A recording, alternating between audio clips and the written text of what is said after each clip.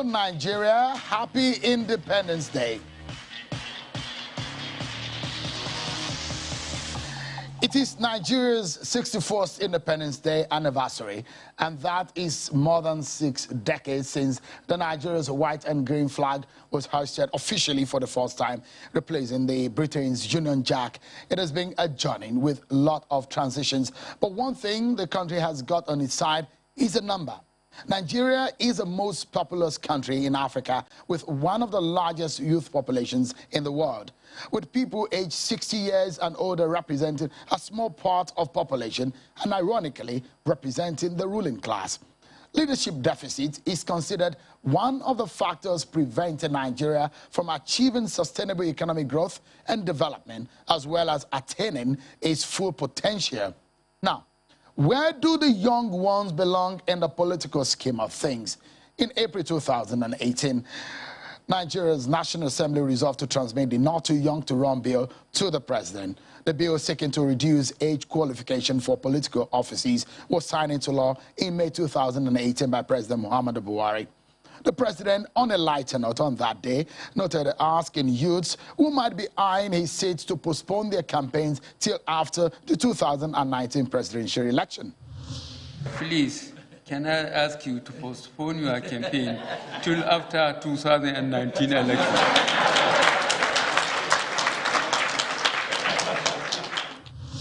Pastor Tunde Bakari, the General Overseer of the Citadel Global Community Church, blames youths in Nigeria for problems in the country. He also says that youth will be instrumental to helping the nation out of its current state. Nigeria was brought to its current state not necessarily by gerontocrats, but by mostly young Nigerians, some of whom had been actively involved in governance from their 20s, 30s, and 40s, and some who are still relevant even now. It is why I say that the youth, in a sense, brought us here. However, as optimistic as I can be, I'm of the considered opinion that youth will also take us out of the present predicament. Perhaps the saying that youth are the leaders of tomorrow is not applicable in Nigeria, where 64% of Nigeria's approximately 200 million population have been forced to watch political events from the sideline. And that is why we bring that conversation to bear tonight. And that conversation where the youths would have their say begins now.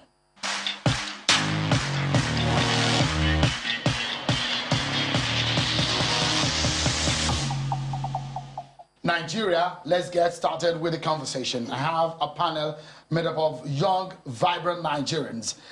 I have joining me the CEO of Suji Moto, a real estate entrepreneur, Sujibomi Ogundele. Thank you so much for coming on tonight. Thank you, Sean. And followed by a member of the PDP, a lawyer, Anthony Heilebo. Thank you so much, Anthony. Thank you, Sean, for having me. A very prominent Nigerian actor, Kate Henshaw. Thank you so much, Kate, for coming tonight. Thanks, Joe. Hello, everyone.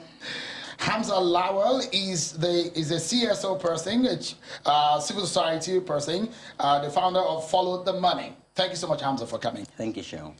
Moremi Ojudu, very popular Nigerian activist, a member of the APC too. Thank you so much, Moremi, for coming. Thank you for having me, Sean. And the sponsor of the Not Too Young to Run bill, a former member of the House of Representatives, Honorable Tony Nwulu. Thank you so much, Honorable, for coming. Thank you for having me, Sean. Let's get started. I think we should start from Mr. Sujimoto, Mr. Ogundele. The conversation will begin from, we've laid the premise on Nigeria and the young people. The question of leadership. Where did we get it wrong? Thank you very much, Sean. For us to answer this question, we have to go back to not even before 1960 to 1958. From 1958 till date, Nigeria has earned over $600 billion in oil revenue. Between 1999 and today, Nigeria has borrowed over $25 billion. A capital injection of approximately 300 trillion naira. Do we look like 300 trillion naira has passed through us? Does our infrastructure, does our healthcare, and many other things, does it look like 300 trillion naira has passed through us? We must make those conscious decisions and address the issues of the past so that we can have a future tomorrow. If we refuse to do that, we will continue suffering these dividends of incompetence, and I strongly believe that the cost of leadership must not be that difficult. Thank you. Anthony? Where did we get it wrong? Well, I think this question is a question that, I mean, for a lot of years, we've asked ourselves these questions. Did we get it wrong with our leadership? Did we also get it wrong with our followership? I think we got it wrong by just focusing on one area, which is the leadership. I think getting it wrong started from both parties not recognizing the role they need to play in the future Nigeria they needed to see. And we've forgotten that even at the very basic ward level, unit level of the country, there is leadership, there is followership. And we need to identify these particular niches of our specter of growth or country and say, we all need to take responsibility, both as leaders and as followers. We all have a place where we all got it wrong. And agreeing to that is a first step to fixing whatever problems we have as a country today. We are in this place today to look at where we get it wrong and how we can solve it, because I believe that some of the solutions of the Nigeria's problem is in this room. Kate, what do you feel? We got it wrong when we stopped upholding the office of the citizen, which is the highest office in the land, where we took our eyes off the ball and we let things slide, for lack of a better word, where we stopped holding people accountable, including ourselves, stopped voting in the right people who care, who truly care about our human resources, our human capital, and the potential of this great country. That is where we got it wrong. Hamza, do you agree? Oh, yes, I do agree. We got it wrong because people in power became selfish. We stopped investing in people, and we thought that without investment, Nigeria could move forward. Our biggest asset are people. We got it wrong because everyone has put themselves first before Nigeria. That's deep. Moremi? I'll go with what Hamzat has just said. We stopped investing in people. We always put ourselves first. And unfortunately, our leaders have taken that path of them first before others. And unfortunately, that has really put us in a very bad light. And our value system, it became value system, greed, and a situation where we just lack focus. Honorable Nwulu, you moved the motion, you sponsored the Not Too Young to Run bill. What was on your mind? Was where we got it wrong part of what was on your mind? Well, I wouldn't say that was entirely what was in my mind, but to also address the inequality. Because for me, I believe that if you could vote, then you should also be voted for. It doesn't actually mean that probably at 18, you should go to the Senate, or at 20, you should go to the Senate. Both, if you live in a community where at 20, you're the only one qualified to go to the Senate, then by all means, you should go to the Senate. You know, I think it's a different thing from the leadership failures that we've been having. It's not like we have dearth of leaders, but several other people that have refused to also join to see what they can do to correct those seeming anomaly that we've seen in the society. So at some point we always say politics is dirty. That is a very popular language. And at what point did we discover that politics is dirty? Without politics, leadership, recruitment is almost impossible. So is our politics dirty? Are the young people responsible? Because some of you guys are also culpable, because some of you have run away from politics, isn't it? We had this conversation. We had this conversation just before coming here, and Anthony here was on my case, and on the case of Hamza, and on the case of Suji over there. I did run for office. I did try, and he said to me, "It's not enough." But I believe that because, indeed, a lot of good people have run away because of the terminology "dirty politics." They do not want to get involved, and that is so wrong in of itself, because we need to be involved. You can't effect any change from the outside. It's totally impossible. You have to get in there and just try to clean it up. Yes, it is dirty. We all know that. But we need people to go in there. Is it dirty, really? It's dirty. Is it dirty, Actually really? say something. It's dirty. I want to interject on that. Politics is not dirty, it's our mindset. And why I say it's our mindset is because in 1999, when we returned back, we saw a whole lot of the people championing the democracy then. Majority of them were people of questionable character. Because the professionals and the rest of them stayed away, thinking that at some point, probably the military will come back again. So it wasn't going to last, with what we've seen over the years. But then it allowed all forms of elements and characters to dominate our political space. They made it dirty. Maureen, you Well, agree? I think we need to simplify it to the audience. Because I've been in mainstream politics now since 2018, late 2018. I decided to delve into politics, and I felt like, okay, I think it's high time I actually joined the political party, and I went into APC. And when you say politics is dirty, it's a relative term, highly relative. Unfortunately, we have leaders who have a particular mindset. This is how we do the things. This is how we have to do it. And unfortunately, one of the things that has always been an issue for young people to maneuver around with is loyalty. Do you understand? So you can't do something without having to identify with a particular leader. You can't have to run for a political office without having to do just some set values and systems. So however, it's not really dirty. it's not it's diplomatic. I'll use the word. You have to be very highly diplomatic. There are a lot of words, dirty politics, murky waters of politics. Because I would just say it's dirty. Actually, I'll take myself as an example. Where is the Nigerian political scape going to? Where are we today? What have we witnessed? Can we learn some things from the military era and compare them to what we have today? Because what we have witnessed is that we are picking people that have not even run a kiosk, an Indomie kiosk, to sit in the seat of governance. And, there is also no electoral discipline where people are compelled to choose the best over the worst.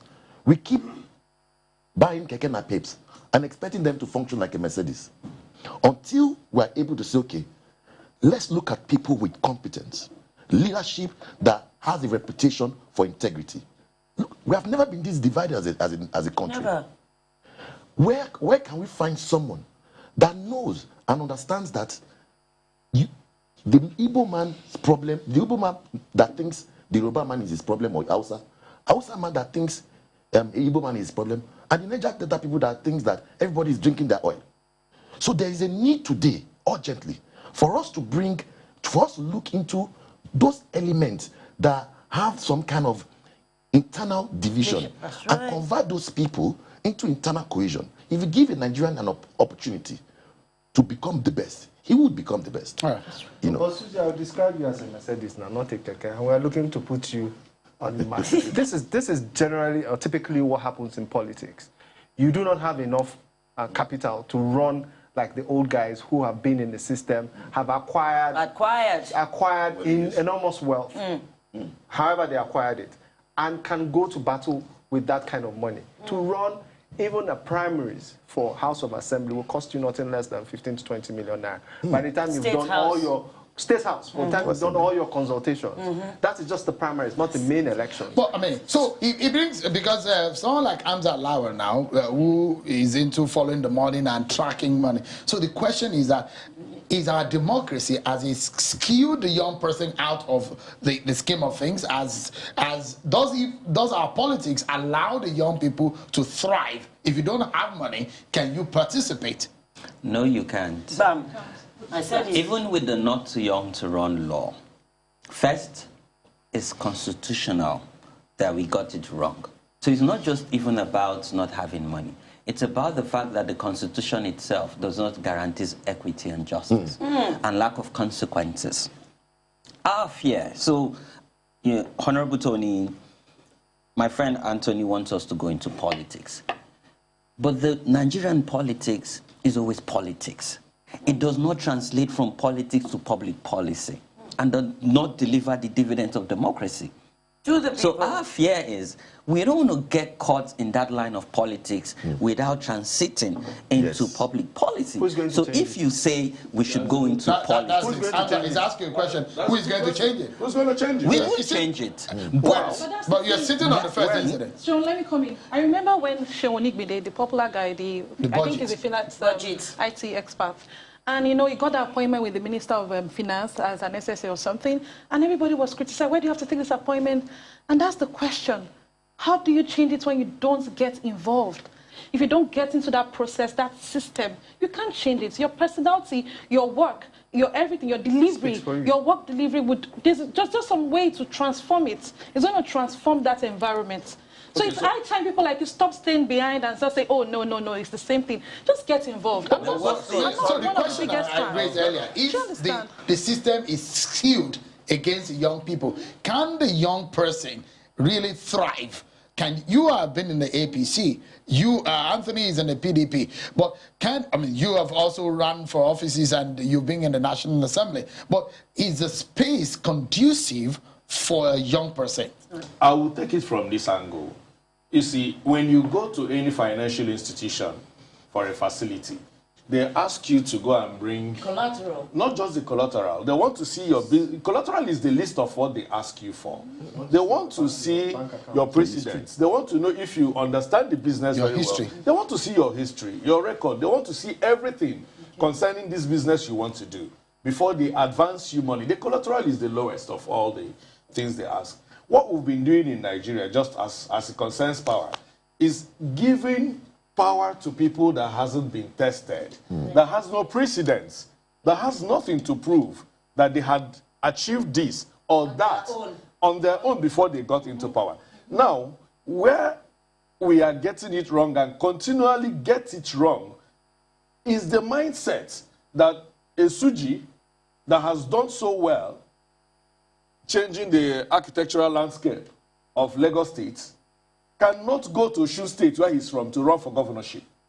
You ask him, we had that conversation, and Suji says, our country is in not too good shape. Yes, we all agree.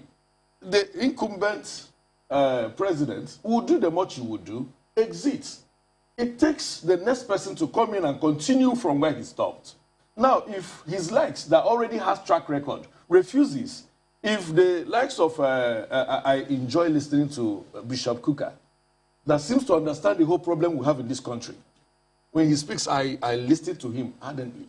And I ask myself, unless there is any place in the canon law that forbids him from running for a post, either in the Senate or because we already see what he represents and what he stands for. You have those guys in the banking sector, the likes of Herbert Wigwe and the rest of them. Nothing stops them from going to run. We had a Peter Obi that ran for governorship in Anambra State, and he did very well because he had track record. Even if we don't get it, let's show that we want a change in the society. He is run for presidency, or he was someone's vice, you know? And that is what we're saying. If you look at, if you've been a leader in your own space, come out. Because at the moment, Nigeria is in their need of your expertise. Sorry, Kate wanted to say, because when I said that, if the system skewed it's skewed. Where is the person going to get the money from? Where is this young person? It's money and I'm sorry. I'm speaking from personal experience. You need money because the form. Is the form free? Is the form free? You are going to join the party, it's okay, and you put yourself up for a position. Is the form free? No, it's not from that. Let's hear your experience. What was it like? How difficult was it for you? I mean, because a lot of young people want to learn. I tell them that you need money, and that's the God-honest truth. That's the first thing that discourages people that want to run, because they when you need present money. Because all the people I went to consult, the first thing they asked me is, what is in your war chest? I never understood what they meant by that. What is war chest? Am I fighting a war? I'm putting myself up to help, to serve. You're telling me what's in my war chest. I thought I needed weapons. I found out that it was money. I would go to speak to different groups, and the language is, you have not landed. Yes. I don't know what they mean by land. This is my personal experience. Okay? Yeah. I think we can't continue saying money is a problem when we are in a new age and era. People have had very complex protests within the last 1 year and have been able to fund this protest and raise money. Our generation, as it is today, I can tell you, are ready to back people who are ready to run. And I've said this to you. I know a lot of people who are not happy. I was talking to Suji and I said, look, you're in the private sector. One day somebody is going to bring out a policy that will affect you negatively. And that's because you haven't even invested in young politicians. So I see a paradigm shift. I see where people are beginning to take their future more serious, especially those who have the money. But they have not seen willing people to invest that money in. There are people who are ready to sponsor people like Kate. And I'm sure if Kate comes out today to say, I want to run, but I'm not going to run based solely on my resources. But I want to say this as well. There's no country in the world, anybody running for office does not generate money first. In the American elections, it's even far more expensive than running in Nigeria. But money is important. So money established. Money is important. So let's get one more experience from Tony, who also had run for office. You see, for me, I think the first thing you should ask yourself is, do you have social capital? What is social capital? Social capital is that you build within the society, within the community that you intend to represent. Do they believe you? Have you been able to impact in some lives positively, not necessarily financial? Because I recall one of the speakers of one of the northern states used to be a wheelbarrow pusher.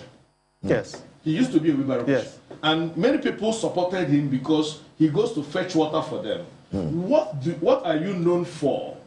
Yes. In your immediate environment. What is your social relevance? In the place where you want to serve. Where I would always want to counter when people say money. We've seen politicians come out with a lot of money and still get rejected by their people. And people are becoming more aware. Yes. It has happened. It's happened in Imo State, where I am from. It has happened in some states. Some governors have lost elections, sitting governors have had to lose election after spending so much. And they were defeated. Are young people thriving? Yes, young people are thriving in every sector except politics. Why is that so? We might debate this till tomorrow, but money is important. And I'll give a context here. To run for state assembly, you need about 70 million naira.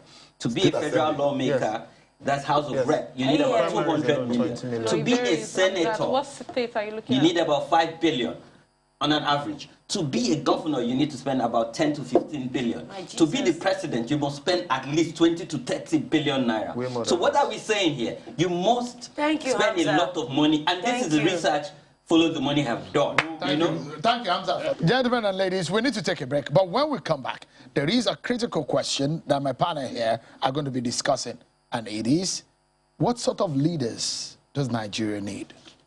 That's a big question, isn't it? We'll take that question when we come back from this break, everyone. Join us again.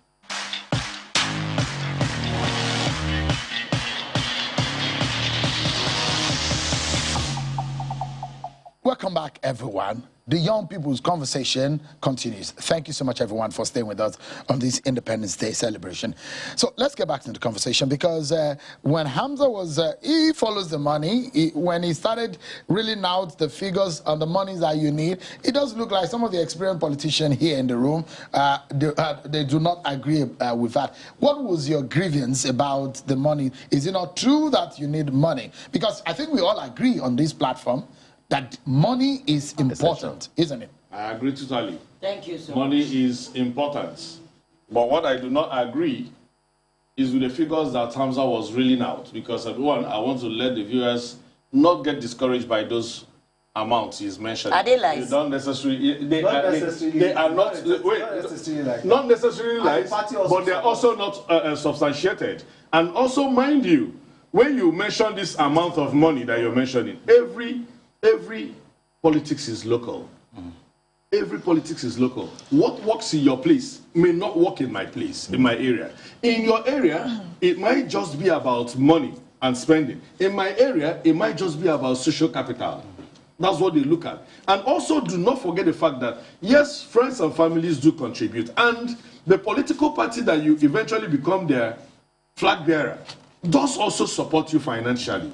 when you become a flag bearer. After the fact. Well, Honorable, so let's break it down quickly because before we move into, because if you don't agree, so there are a few checklists for you to be able to tick before you can get into office. You need to buy form. And also the candidate this is form. almost always waived for women. For women, that's for women. But for And PDP, for the young they did. people also, But has it been waived for young people? For yes, for the young PDP, people, they've reduced the price. PDP has done that. APC, Yes. it's Both APC and PDP APC, reduced they their reduced prices. for young And let's also not forget that we have some young people parties.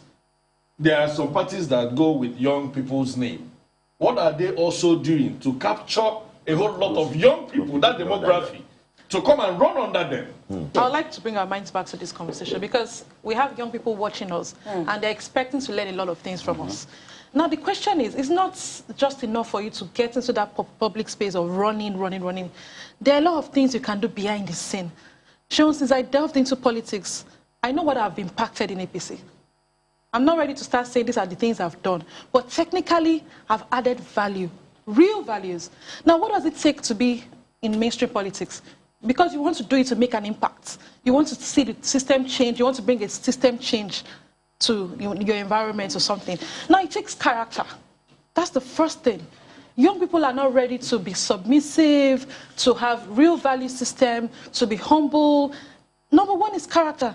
Number two, unfortunately, it's something you cannot take aside, is loyalty. And it's simple. It's knowing how to respect, knowing how to carry your leader along, knowing how to say, okay, this is what I have to do. Oh, ma'am, I'm going for this. And that's one thing that I've benefited from. I have leaders I look up to. I have a leader that has brought me this far. So young people need to learn that there's a ladder. System. There's a ladder. You need to. It's like you're in secondary school. You have to graduate from JSS1 to JSS2. So for example, can Sujimoto, for example, can Sujimoto go from here and say he wants to run for governor? Now that's the thing. Sujimoto would need to identify with a leader. You need to identify. You just have to learn. It's unfortunate. That's the terrain we find ourselves in. Who is this leader? Wait. Which leader? You know, what are the values of this your leader that you identify with? Let me hear from Kate. What are the values of this your leader that you want to identify with? Exactly. Because if Suji's values are better than his leaders, I see no reason why he should align with this leader. What I'm saying now is, it's not just enough. Nobody's perfect.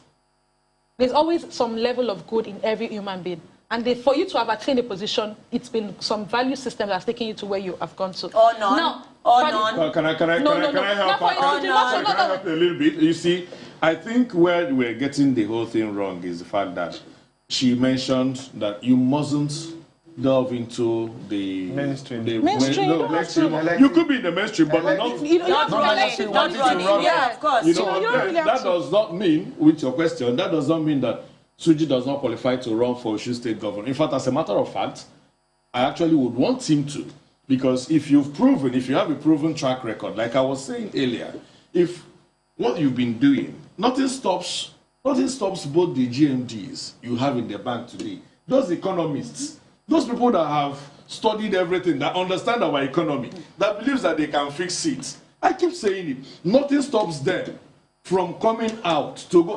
Otedola is there. Otedola, I read the story where when his company went down and how he was able to raise it up again. Yes. So there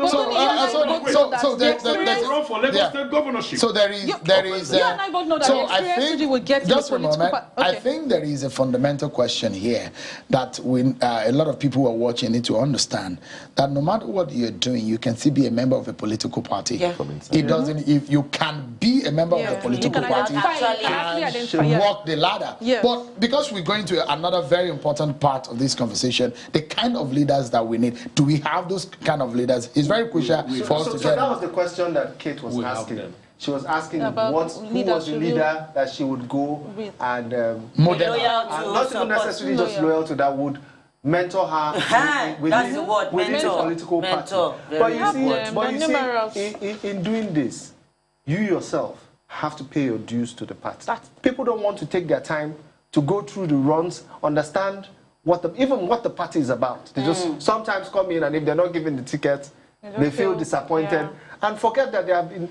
For instance, there may be have been people on that queue. They may not even have as much money I will as you support you on have. that. That was So people my may have been on that queue. They have been contesting several times. They haven't been given that opportunity, and the party suddenly decides that, look, this time around, no matter who comes, we're going to give the ticket to this person, and we'll all support him. You come at that point. Tony, so because the question I was going to ask, and I want our viewers to know that electorates have only one bowl to pick from during an election. Absolutely. So we are all, as voters, condemned to pick from whatever the political parties give. So what sort of leaders do we need in Nigeria?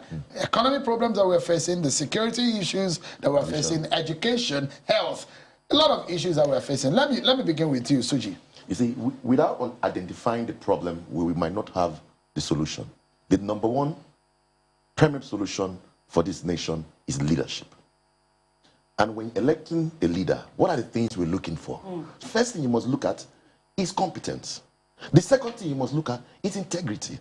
Can you enthrone impunity to your wife or your cousin when it goes wrong? Are you able to do that? Are you able to look at yourself and enthrone that level of integrity to ask yourself first, what can you do? I don't even understand what I'm saying. Then after that, then you start looking at other things. What is your love for the nation? MK Abiola defeated Tafa right opposite his house because of social capital. Does anyone disagree with him? No, I agree. I would say character, capacity, competence, and empathy. And consistency. See, you must have a heart for people. Yes. It's not going to be about you anymore. It's about making your people better, because in them being better, you look better. Absolutely. That I would put it just simply that way. Being in public office is service, anyway. That's supposed to be the spine. Sean said something that we have a bowl and we have to select. So imagine we have candidates of questionable characters, maybe in terms of their degree, what they have, what have they done, or health status, thereabouts. How do you manage those people? Because I'm looking not on the fact that today is Independence Day, and it's very important for us to know that the issue of our democracy now comes to bear. But the fact that we have an election in 2023, so the big question now is, when we have a bowl to pick from, assuring ourselves that we have competent, quality people in that bowl that people have to pick. So the question is that where do we go? That's where we go from here. That's why we keep telling people to join the major political parties. Because it takes delegates system. The delegates are the ones who choose. The delegates choose. Like do not get into the system. How are we going to choose? The people only get to pick vote at the very end. The person has already been picked. You just have to choose. The worst thing that would happen to someone is not tell themselves the truth first.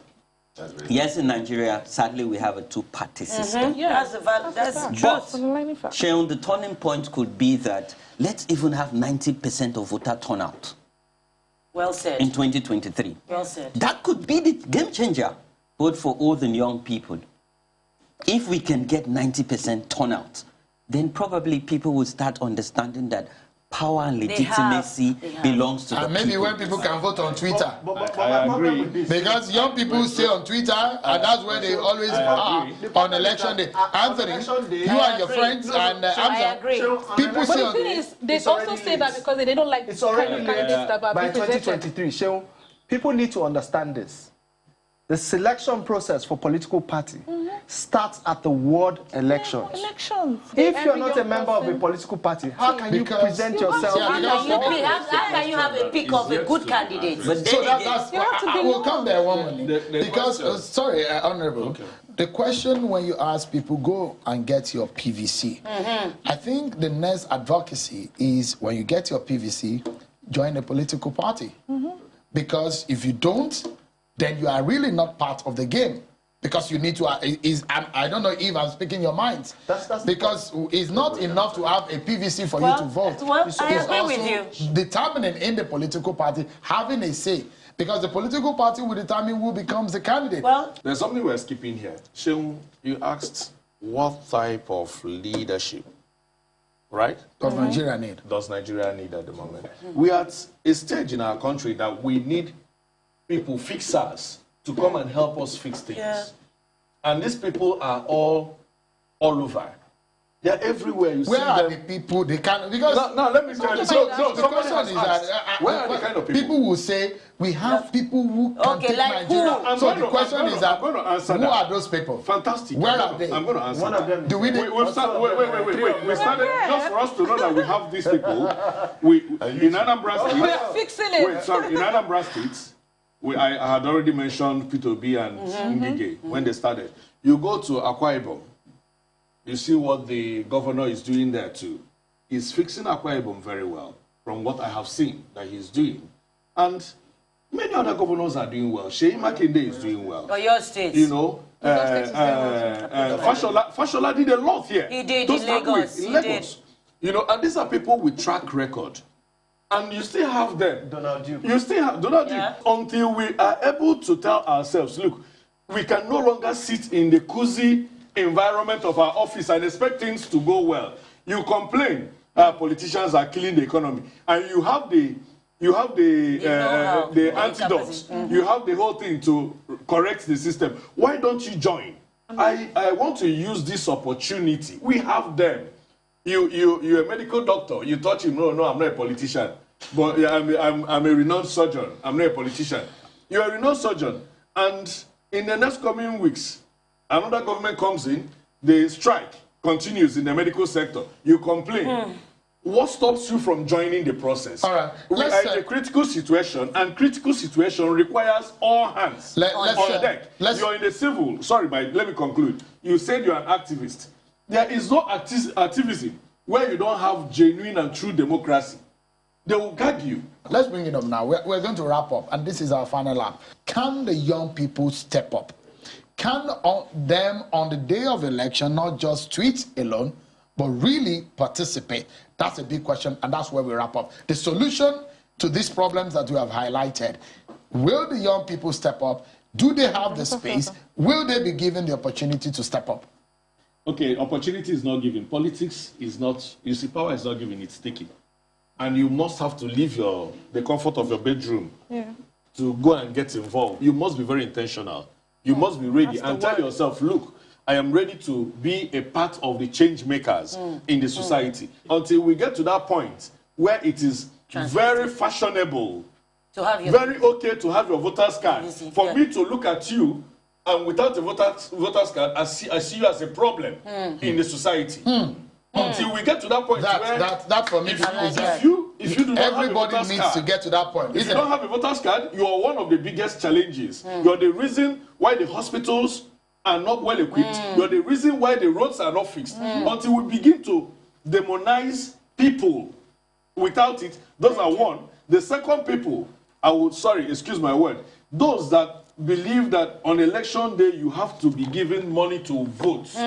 Well said. And when you're giving money, you open your mouth and tell anybody around you that this politician is not doing well, thunder will fire you. For collecting that money and collecting that money, which is wrong. All right. So where do we go from here? That's a big question.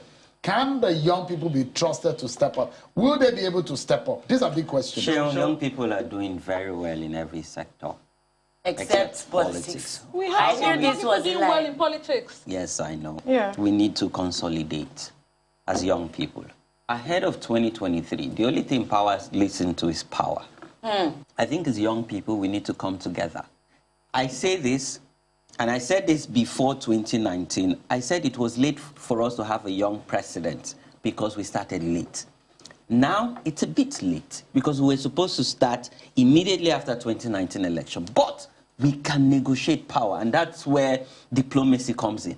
If young people can consolidate and come together and make our demands clear, and then have conversation with these politicians. Yes, I'm a civic leader, but I spend most of my time engaging politicians to do advocacy. So I think as young people... But is it possible that we have a young, maybe within the age of 30 and say 55 as Nigeria's next president? Is that possible? The world is led by ideas. Right now, what we need in Nigeria are solution-driven ideas. And young people have the solutions. So again, is for us to start talking to our peers in the political parties and support them and ask them, how can we penetrate? Why we bring power from outside and talk to power from inside? And then we look at what are they offering us as young people? And then if we get them to listen to us, we take our power and give them this power that brings legitimacy, and then we fix Nigeria. Is it possible, truly? Is it possible to have a young person to become Nigeria's president in that bracket? You know, one thing I'd like to say, for 2023, for 2023? No. It's too late. I'm sorry. It's late. One thing we have to get in our minds is that it's not a sprint, like you said. It's a marathon. And for Nigeria, it is indeed a marathon. We need to have, you know how they say you have your foot in the mud, is in the cement, and it needs to solidify. So 2023 for a young president, I don't see it. It's not impossible, but I don't see it. It's also possible if you look at what he has just said, and if Esuji would ensure that everybody that comes near him has a voter's card.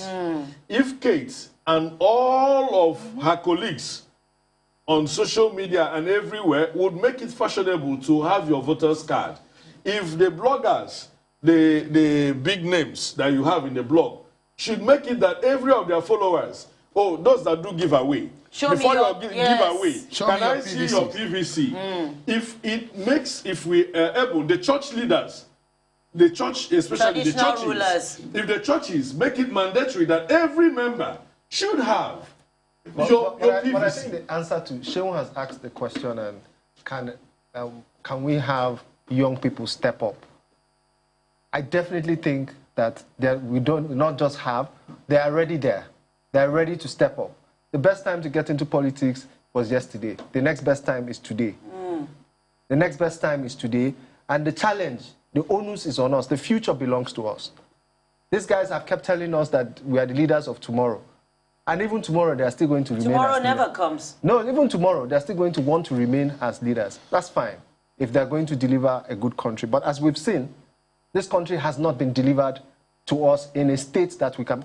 most of our contemporaries have left the country. They have. I had someone leave yesterday. They've left the country. So we have nowhere else to go. Some of us do not have another country that we can run to. Except here. So we're either going to fix this country or burn with it. That's the two options we have. So we have no other option than to fix it. And this is why we're calling on everybody that is able. First of all, like Honorable has said, get your PVC, participate. Look for a political party. It doesn't matter what they say. You mustn't be a member of a political party. Yeah, true. Every young person should go get your PVC and use it. Use your PVC, study the candidates, vote, and ensure that your vote gets counted. Even contribute. When you see there's funding for a young candidate, even if it is 1,000 naira, it will go a long way. Support that young candidate. Yeah. Our leaders are helpless without us. And that's the truth. Say that again. Our leaders are helpless without the young people. They need us, and it's high time you get involved. You cannot effect the change from outside. You have to effect the change from inside. Many of our leaders cannot even do anything without calling on a younger person. You can't start saying, how do you do it? How do we manipulate this? How do we maneuver this? Do you understand? So they the don't young even people are the leverage. They are the leverage. They need us. They are helpless. They can't do it. But they are not usually They're even confused because they are changing times.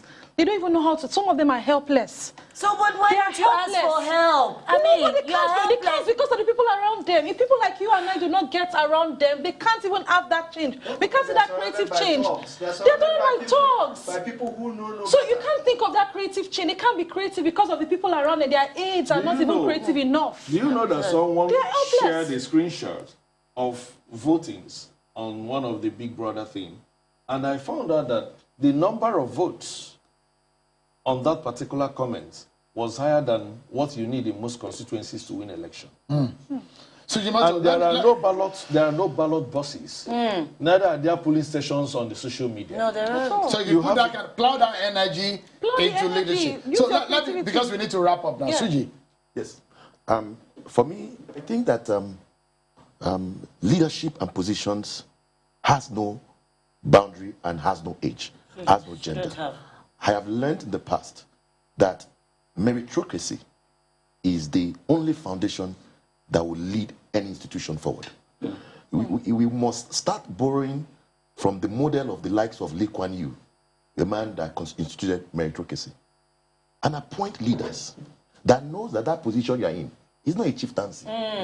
Then people that know that immediately you are not able to demonstrate competence, impunity will come and meet you at home. And you must give judgment for every wrong decision you've made. Come on. So when we talk about leadership and when we talk about position of leadership in general, not only governor or House of Assembly or House of Representatives, I always get back and say, can we put someone there that merits it? The first yardstick in the election of leadership must be competence. All right. Thank you very much. Hamza, your final thought. This is all our leaders have to offer. We've seen everything since after independence. I think the time is now. The future is today. And for young people listening out there, let's take this future and use it for the better good of Nigeria. I believe that young people have all the answers to all the conversations. We have the answers. What is left for us is, let's take over these political parties. Shall we? Well, I think it's a good place for us to drop it. Yes, Yeah. I think so. Thank you so much, gentlemen and ladies. Suji Bobby Ogundele is the CEO of Suji Motor, a private real estate company in Nigeria. Hamzat Lawa is a civil society person, founder of Follow the Money.